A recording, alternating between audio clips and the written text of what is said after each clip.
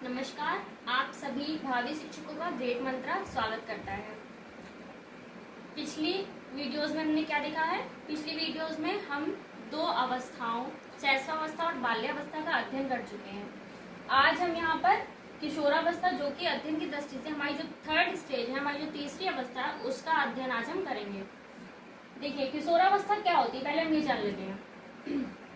किशोरावस्था जो है वो बहुत ही कठिन काल माना जाता है, कठिन समय माना जाता है।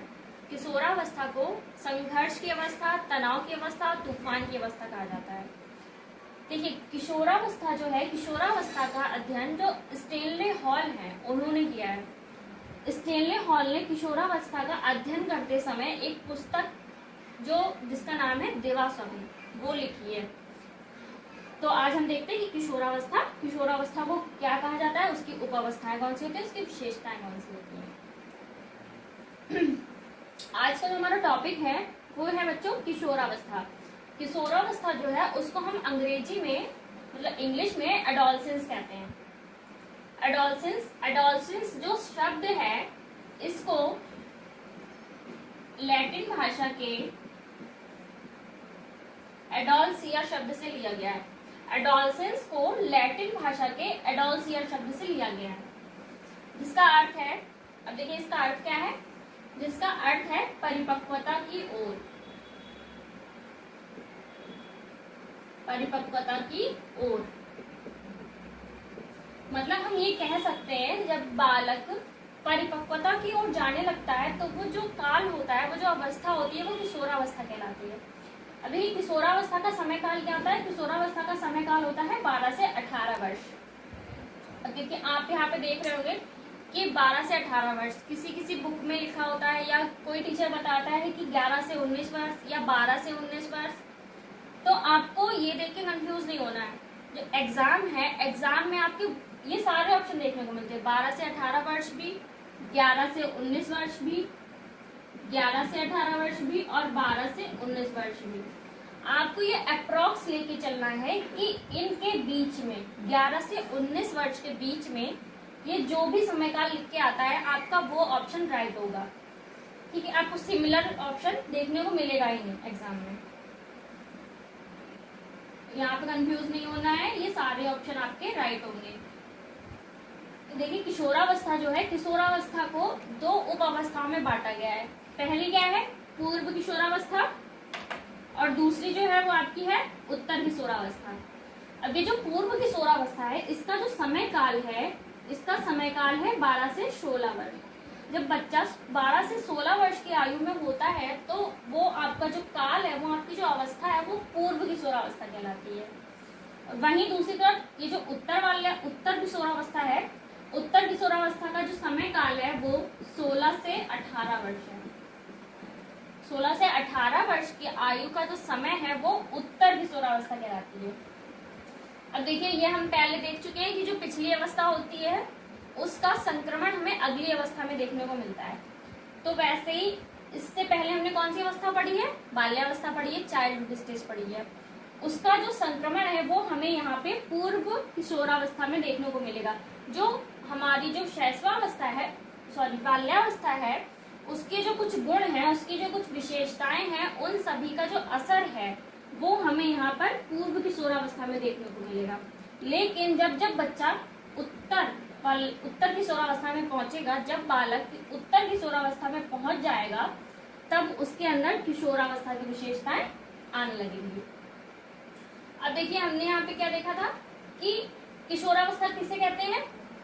किशोरावस्था को हम इंग्लिश में एडोलसेंस कहते हैं, और एडोलसेंस शब्द लैटिन भाषा के एडोल्सिया शब्द से लिया गया है, जिसका अर्थ है परिपक्वता की ओर। नेक्स्ट, अब हम आते हैं किशोरावस्था की विशेषताओं पर। अब देखिए, किशोरावस्था की विशेषताओं में पहली विशेषता क्या है आपकी? पहली विशेषता है कि शारीरिक व मानसिक विकास में परिपक्वता। शारीरिक व मानसिक विकास में परिपक्वता। बाल्यावस्था में क्या था? बाल्यावस्था में हमने देखा था, क्या बताया गया था कि बाल्यावस्था में जो बालक है उसका जो मानसिक विकास है वो लगभग पूर्ण हो जाता है, लेकिन हमने क्या कहा था कि बिल्कुल पूरी तरह परिपक्व नहीं होता है। परिपक्व कब होता है? किशोरावस्था में आती है, उसका जो शारीरिक विकास है, उसकी जो जितनी भी लंबाई चौड़ाई भार बढ़ना होता है वो आपका यहाँ पे किशोरावस्था में आके कंप्लीट हो जाता है। ऐसा लेकिन फिर भी ऐसा नहीं है कि हाँ बाद में थोड़ा बहुत बढ़ेगा ही नहीं, बढ़ेगा लेकिन हल्का हल्का, लेकिन जो उसका जो संपूर्ण विकास है उसमें जो परिपक्वता आ जाती है, जो स्थायित्व आ जाता है, वो आपका किशोरावस्था में ही आ जाता है। नेक्स्ट, समूह निर्माण की प्रवृत्ति। अब देखिए समूह निर्माण की प्रवृत्ति, बच्चा समूह में कब रहने लगता है ये हमने देखा, समवयस्क समूह का सदस्य कब होता है ये हमने देखा। अब हम किशोरावस्था में क्या होता है, किशोरावस्था में बच्चा जब आता है तो समूह निर्माण की प्रवृत्ति उसमें आ जाती है, मतलब वो खुद का ग्रुप बनाने लगता है, खुद के समूह का निर्माण करने लगता है। ऐसा नहीं है कि जो ग्रुप बनाया है उसमें जाके वो अपनी जगह बना रहा है, नहीं, बच्चा किशोरावस्था में जब आता है तो वो क्या सोचता है, ज्यादा से ज्यादा ये कोशिश करता है कि मैं अपना खुद का ग्रुप बनाऊं। इसीलिए कहा गया कि जो समूह निर्माण की प्रवृत्ति है वो आपकी किशोरावस्था में, वो आपकी एडोलसेंस एज में आती है। नेक्स्ट, काम शक्ति की परिपक्वता। अब देखिए काम शक्ति की परिपक्वता में क्या होता है, शैशवावस्था में क्या था, काम शक्ति की प्रबलता पाई जाती है, बाल्यावस्था में पहुंचे तो काम शक्ति की सुषुप्तता हो गई, फिर अब जब किशोरावस्था में फिर से आए हैं तो जो काम शक्ति है उसकी परिपक्वता, मतलब इसमें क्या होता है, इसमें जब बच्चा है वो विषम लिंगी हो जाता है, मतलब जो लड़के हैं वो लड़कियों से अट्रैक्ट होते हैं और जो लड़कियां वो लड़कों से। लेकिन हम यहाँ पे ये क्यों कह रहे हैं कि जो काम शक्ति है उसकी परिपक्वता हो जाती है, इसमें यह है कि जो जब बच्चा किशोरावस्था में आता है तब वो ये चीज समझने लगता है कि उसकी जो काम शक्ति है उसे किसके सामने प्रदर्शित करना है और किसके सामने उसको नहीं दिखाना है। वो समझने लगता है कि हमें किस टाइम पर हमारी जो काम शक्ति है उसको प्रबल करना है और किस टाइम पर हमें उसको शांत करना है। इसीलिए कहा गया है कि जब किशोरावस्था है, किशोरावस्था में जो काम शक्ति है वो परिपक्व हो जाती है। ठीक, नेक्स्ट क्या है, नेक्स्ट है रुचियों में परिवर्तन तथा स्थायित्व। अब देखिए रुचियों में परिवर्तन क्यों कहा गया और स्थायित्व क्यों कहा गया है। जब बालक बाल्यावस्था में था तो उसकी रुचियां अलग अलग थी, खेल में रुचि थी, किसी की किसी काम में रुचि थी, किसी की किसी काम में रुचि थी, अलग अलग प्रकार के खेलों में रुचि थी। लेकिन जब बालक किशोरावस्था में आया तो उसकी जो रुचियां हैं वो परिवर्तित होने लगती हैं, बाल्यावस्था और शैशवावस्था से आगे आगे भिन्न होने लगती है। किशोरावस्था में पहुंच के उसकी जो रुचियां हैं, उसकी जो हॉबीज हैं, उसे जो चीजें पसंद होती हैं वो सब चीज परिवर्तित होने लगती है और उनमें स्थायित्व आ जाता है। मतलब देखिए शैशवावस्था में बच्चे की रुचियां बदल जाती हैं, बाल्यावस्था में भी बदल जाती हैं, लेकिन जब बच्चा किशोरावस्था में आता है तो उसकी रुचियों में परिवर्तन होने के बाद स्थायित्व, मतलब फिर इसके बाद जो उसकी रुचियां हैं वो स्थायी रहती हैं, वो परिवर्तित नहीं होती हैं ज्यादा। नेक्स्ट क्या है, स्वतंत्रता व विद्रोह की भावना। अब देखिए स्वतंत्रता मतलब जैसे कि अभी मैंने बताया था कि जब बच्चा है उसके जो विचार हैं उनके अभिभावकों से मैच नहीं करते हैं तो उसके लिए वो क्या करते हैं, संघर्ष करते हैं। मतलब विचारों का आपस में मतभेद होता है, बच्चा कहता है मैं ये नहीं करूंगा, माता पिता कहते हैं नहीं तुझे यही करना है। तो स्वतंत्रता मतलब वो स्वतंत्र रहना चाहते हैं, जो उनकी जो स्वतंत्रता की भावना होती है वो ये चाहते हैं कि उन्हें कोई भी किसी काम के लिए टोके ना, उनके जो माता पिता है वो उन्हें किसी भी काम के लिए कुछ ना करें, वो जो करना चाह रहे हैं उन्हें करने दिया जाए। और फिर जब उन्हें स्वतंत्रता नहीं मिलती है, उनके जब माता पिता हैं उन पर अंकुश लगाते हैं, उन पर जब मतलब कंट्रोल करते हैं, उनको रोकते हैं कि नहीं तुम्हें ये काम नहीं करना है, तब वो क्या करते हैं, विद्रोह करते हैं उस चीज का। मतलब क्या करते हैं, विद्रोह मतलब कि उनसे अगर मना किया गया है कि तुम्हें बाजार नहीं जाना है तो वो विद्रोह कैसे करते हैं कि बाजार चले जाते हैं। अगर उनसे कहा गया कि नहीं तुम्हें पार्टी में नहीं जाना है तो वो विद्रोह कैसे करेंगे, माता पिता की अनुमति के बिना चुपके से चले जाएंगे। तो ये होता है विद्रोह करना। तो किशोरावस्था में इसीलिए किशोरावस्था को जो है वो कठिन काल माना जाता है। इसमें बच्चा बहुत सारे तूफानों से, बहुत सारे तनाव से, उन बहुत सारी ऐसी चीजों से गुजरता है जो वो नहीं करना चाहता है फिर भी उसे करनी पड़ जाती है। नेक्स्ट क्या है, सामाजिक कार्यों में रुचि। अब देखिए सामाजिक कार्यों में रुचि किस प्रकार से लेता है। जो सामाजिक कार्य है जैसे किसी पर दया करना, परोपकार करना, इस प्रकार के जो कार्य है, इस प्रकार के जो सामाजिक कार्य हैं, इनमें जो किशोरावस्था में जो युवा होते हैं वो बहुत ही रुचि लेने लगते हैं। क्योंकि इस एज में बच्चा, इस एज में जो बालक होता है वो क्या चाहता है कि मैं समाज के लिए कुछ अच्छा करूं, मैं अच्छा इंसान बनूं। तो इसीलिए जो उसकी जो रुचि होती है वो सामाजिक कार्यों में होने लगती है। नेक्स्ट, राजनीतिक दलों का प्रभाव। अब देखिए, सबसे ज्यादा जो राजनीतिक दलों का प्रभाव होता है वो किशोरों पर ही पड़ता है। तभी तो हम देखते हैं ना कि युवा नेता, ये वर्ड यूज किया जाता है कि जब मतलब किशोरों पर और जो राजनीतिक दल हैं उनका जो प्रभाव पड़ता है, तब वो क्या करते हैं, वो पॉलिटिक्स में जाने लगते हैं, उन लोगों के साथ घूमने फिरने लगते हैं, उठने बैठने लगते हैं। तो राजनीतिक दलों का जो प्रभाव होता है वो सबसे ज्यादा किशोरावस्था में पड़ता है। क्यों? क्योंकि इससे पहले बालक क्या था, इससे पहले बालक इस प्रकार के समाज में नहीं आया था। इससे पहले जो बालक था वो विद्यालयी समाज में, जो विद्यालय जाना स्टार्ट कर जाना, पहले बच्चा विद्यालय में, आस पड़ोस में, बाल्यावस्था में वो इन चीजों से घिरा होता है। लेकिन जब बालक किशोरावस्था में पहुंच जाता है तब वो और भी कई समाज की कई चीजों से परिचित होता है। तो तब सबसे ज्यादा जो राजनीतिक दलों का जो प्रभाव है वो किशोरावस्था में पड़ता है। नेक्स्ट, स्वाभिमान की भावना। अब देखिए ये जो किशोरावस्था है इसमें बालक के अंदर सेल्फ रिस्पेक्ट की भावना आने लगती है कि जैसे कि अगर उनसे किसी ने कह दिया, या फिर स्वाभिमान की भावना देखिए कैसे, बच्चा स्कूल में है या कोचिंग में है, उसे बिना किसी गलती के या फिर गलती पे भी उसके टीचर ने थप्पड़ मार दिया, तो क्या होता है, बच्चे क्या कहते हैं, चलिए मैं आपको बाहर देख लूंगा। तो ये क्या होता है, ऐसा काम करने से उनके जो स्वाभिमान होता है, उनका जो सेल्फ रिस्पेक्ट होता है उसको ठेस पहुंचती है। तो वो उस चीज का बदला लेना चाहते हैं कि इन्होंने मेरी बेइज्जती करी। इनका मतलब ये होता है कि ये जो स्वाभिमान होता है इनका, इनकी जो सेल्फ रिस्पेक्ट होती है, इसको अगर कोई ठेस पहुंचाता है तो क्या होता है, वो उस चीज का बदला लेना चाहते हैं। लेकिन इससे पहले, जब किशोरावस्था से पहले हम बाल्यावस्था में थे, तो क्या ऐसा होता है? तब ऐसा नहीं होता है।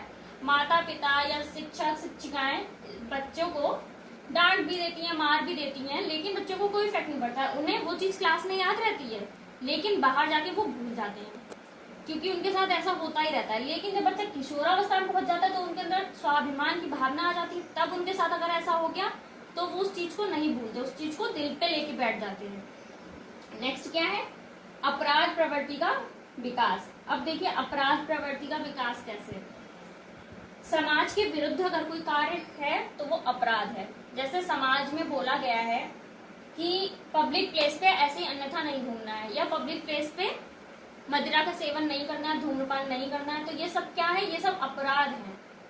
अगर आप मूवी हॉल में या रेलवे प्लेटफॉर्म में ऐसे बिना किसी कारण, बिना अकारण घूम रहे हैं, तो वो क्या है, वो समाज की नजर में अपराध है। तो इस प्रकार की जो प्रवृत्ति है, इस प्रकार के जो अपराध है, सबसे ज्यादा कौन करते हैं, युवा करते हैं, किशोर करते हैं। तो इसीलिए कहा गया है कि जो अपराध प्रवृत्ति है, इसका जो विकास है ये किशोरावस्था में होने लगता है। किशोरावस्था में आकर जो बच्चा है वो अपराधी प्रवृत्ति का हो जाता है। नेक्स्ट, व्यवसाय की चिंता। अब देखिए जब बच्चा बड़ा हो गया है, किशोरावस्था में पहुंच गया है, इस एज में आ गया है, तब वो उन्हें क्या होने लगता है, उन्हें अपने फ्यूचर की चिंता होने लगती है, उन्हें व्यवसाय की चिंता होने लगती है कि अब मैं बड़ा हो गया हूँ, अब मैं क्या करूंगा, कि मैं किस तरफ जाऊं, किस कैरियर में जाऊं, किस लाइन में जाऊं, तब मुझे ये काम करने को मिलेगा। वो पहले से ही सोच लेते हैं कि हाँ हमें ये पढ़ाई करनी है, तब मैं जाके ये बनूंगा। उन्हें व्यवसाय की चिंता जो है, उन्हें अपने कैरियर की जो चिंता है वो किशोरावस्था में आके होने लगती है। इससे पहले तो उनका क्या होता है, इससे पहले उनकी जो एग्जैक्ट पढ़ाई है, उनकी नहीं हम सबकी जो थी कि फर्स्ट से लेकर 12th तक हमें पढ़ते जाना है, उसके बाद हमें जो हमारी लाइन है, जो हमारा कैरियर है, वो हमें चूज करना पड़ता है कि हम कौन सी पढ़ाई करें, हमें क्या बनना है। तो इसकी ये जो व्यवसाय की, उनके कैरियर की जो चिंता होती है, ये बालक में किशोरावस्था में आती है। नेक्स्ट क्या है कि वीर पूजा की भावना।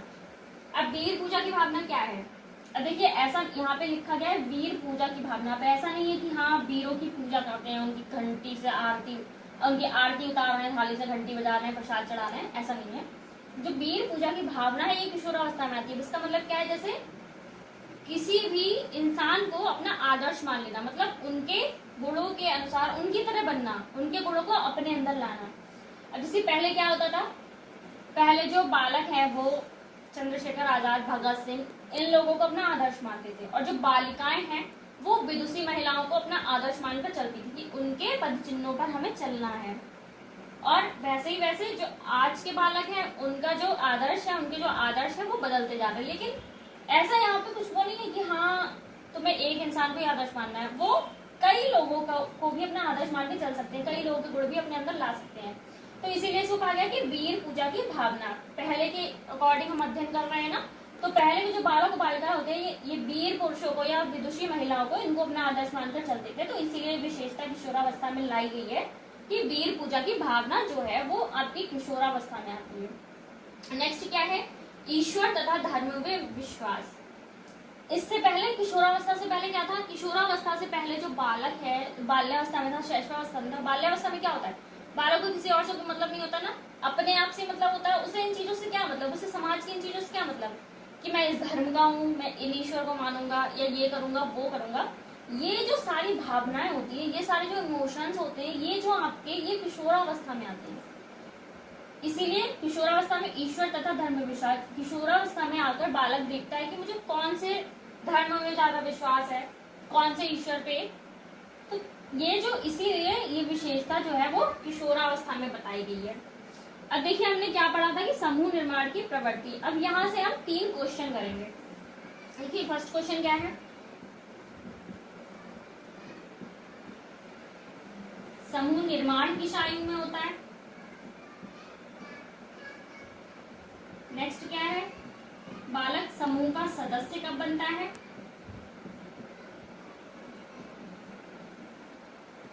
और थर्ड, किस समवयस्क समूह का सदस्य कब बनता है। समवयस्क समूह का सक्रिय सदस्य। तो देखिए जो आपका फर्स्ट क्वेश्चन है कि जो समूह निर्माण की प्रवृत्ति होती है ये किस आयु में आती है, किस अवस्था में आती है। अभी हमने देखा ना कि किशोरावस्था की जो विशेषताएं हैं इनमें क्या था, समूह निर्माण की प्रवृत्ति। तो जो हमारा फर्स्ट क्वेश्चन है इसका आंसर होगा किशोरावस्था।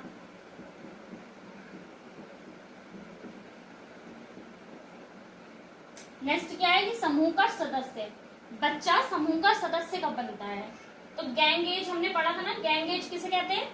तो गैंग एज जो होती है वो हमारी बाल्यावस्था होती है कि बाल्यावस्था में बच्चा समाज के संपर्क में आना स्टार्ट होता है, विद्यालय जाना स्टार्ट करता है, तब वो विद्यालय जाकर एक ग्रुप का सदस्य बनता है। अब देखिए समूह निर्माण में समूह का सदस्य बनने में क्या अंतर है, यहाँ पर बच्चा स्वयं के समूह का निर्माण कर रहा है और यहाँ पर एक समूह का सदस्य बन रहा है, जाके जो समूह पहले से है उसका सदस्य बन रहा है। तो समूह का सदस्य बालक कब बनता है, बाल्यावस्था में।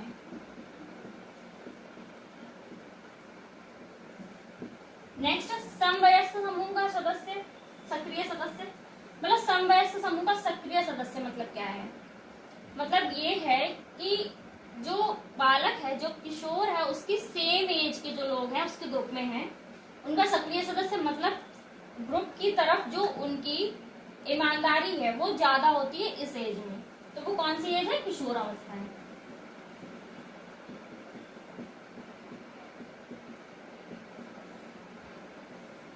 देखिए आज की वीडियो में आपके ये 3 क्वेश्चन कवर हुए ना।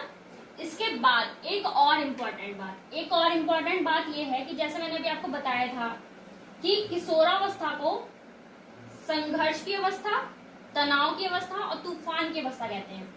संघर्ष की अवस्था, देखिए तनाव की अवस्था मतलब स्ट्रेस, और तूफान की अवस्था मतलब स्ट्रॉन्ग, और नेक्स्ट क्या है, संघर्ष की अवस्था, एक हमने उसका एस लिया है। तो इसीलिए इन तीनों एस को मिलाकर हम किशोरावस्था को 3 एस की अवस्था भी कहते हैं।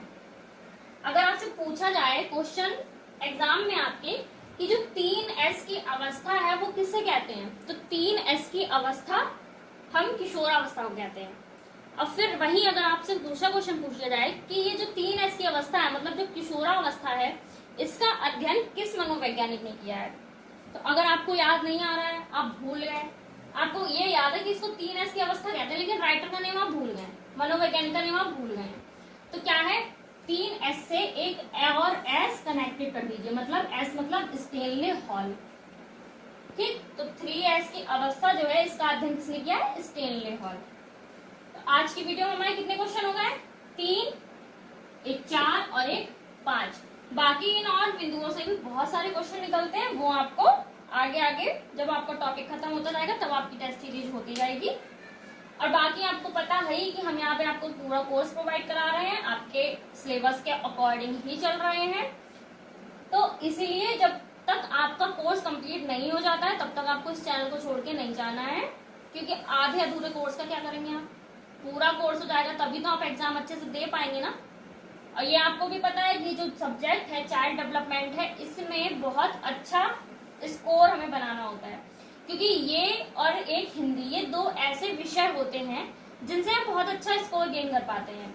इसमें बच्चों के बहुत ही कम नंबर कटते हैं, इनमें हमारे पास बहुत ज्यादा चांसेस होते हैं कि हम अपने जो नंबर हैं उनको बढ़ा पाए।